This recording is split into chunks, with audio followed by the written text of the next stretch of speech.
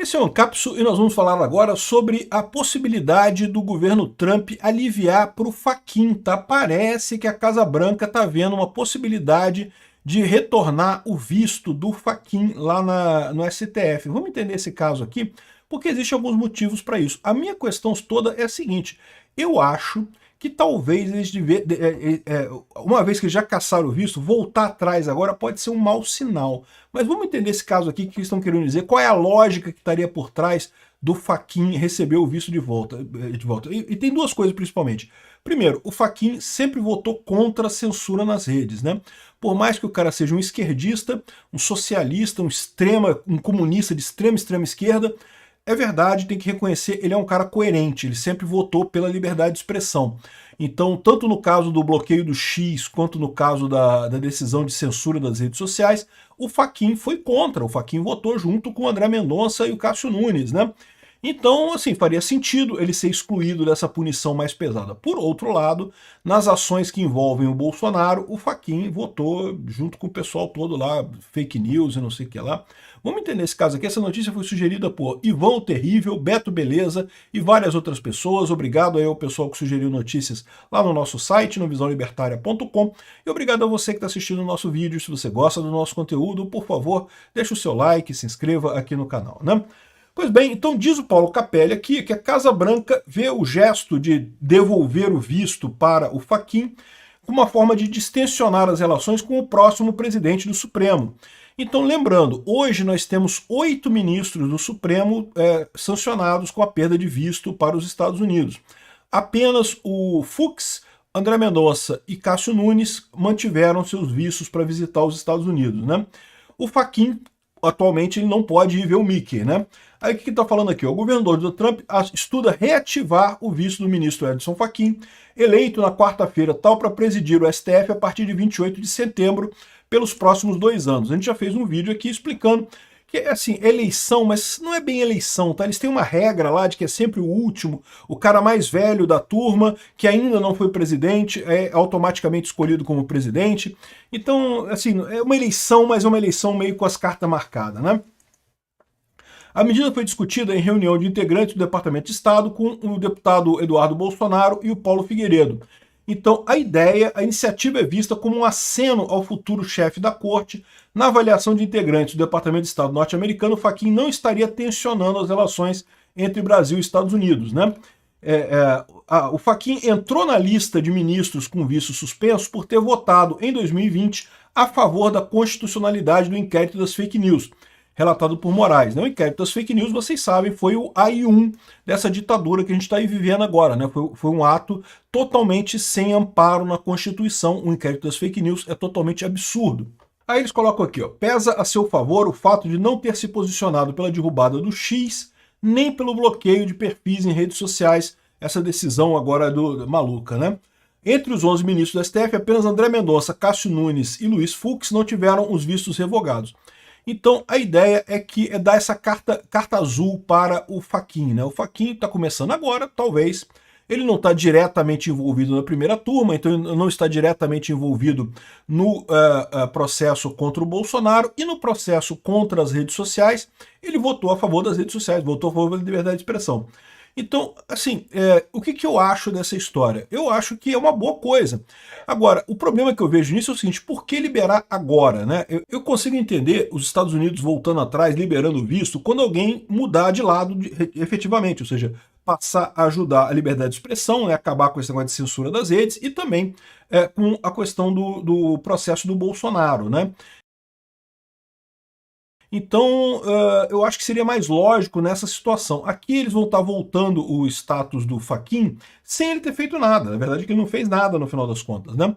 Eles estão dizendo aqui, é verdade, que seria um gesto de boa vontade com o próximo ministro, com o próximo presidente do STF, e talvez isso possa ajudar a resolver alguma coisa, possa trazer ele para o lado correto da coisa. Não sei.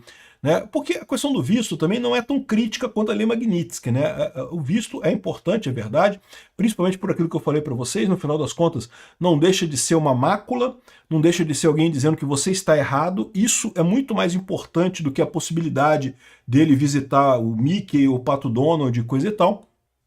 Mas levantar isso daí pode ser, de fato, uma alternativa para isso.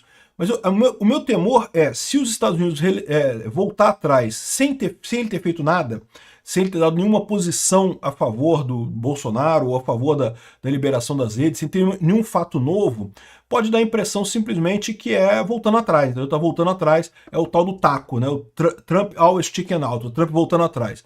Então, eu não sei se eu gosto disso não, tá? Eu acho que seria interessante, porque daria essa visão para os outros ministros. Se você voltar atrás, a gente volta atrás com o seu visto, não tem problema nenhum não. Se você abandonar esse processo que todo mundo sabe que é errado contra o Bolsonaro, que todo mundo sabe que é errado pela censura das redes sociais, né? A gente te libera. Mas a questão é essa. Não teve nenhuma sinalização do Fachin. O Fachin, em momento algum, se mostrou sequer favorável a esse tipo de coisa, né? Então, eu não sei, eu me divido nisso daqui, eu não tenho certeza. Me fala nos comentários o que você acha. Você acha que vale a pena liberar o Fachin? Porque, de fato, né, assim, de novo, o cara é esquerdista, é verdade, mas o meu problema com o STF nunca foi o STF ser de direita ou ser de esquerda. Eu acho que isso aqui, o Brasil é um país plural mesmo, sempre vai ter gente de esquerda, sempre vai ter gente de direita, né? O meu problema com o STF, particularmente com o Alexandre de Moraes, é justamente desrespeitar a lei, pô. É ir contra os direitos humanos, é ir contra a Constituição brasileira, é começar a usar a posição pela mera força que tem essa posição, e não como um aspecto técnico. E nesse ponto, de fato, o Fachin tem sido muito mais técnico, muito mais apegado ao bom direito, né, à interpretação da Constituição, do que o Alexandre de Moraes e outros ministros ali, né? Então é isso daí, está sendo negociado isso, tá? Não sei se vai acontecer. Pode ser que aconteça, é uma coisa positiva, talvez para dar ideia para o pessoal que, olha só, a gente pode voltar atrás. Se vocês derem uma sinalização, a gente pode voltar atrás. O meu problema é isso, eu acho que isso poderia acontecer se eles derem uma sinalização. Por exemplo, vamos supor que o Alexandre de Moraes coloque a prisão domiciliar do Bolsonaro para votar na primeira turma, né?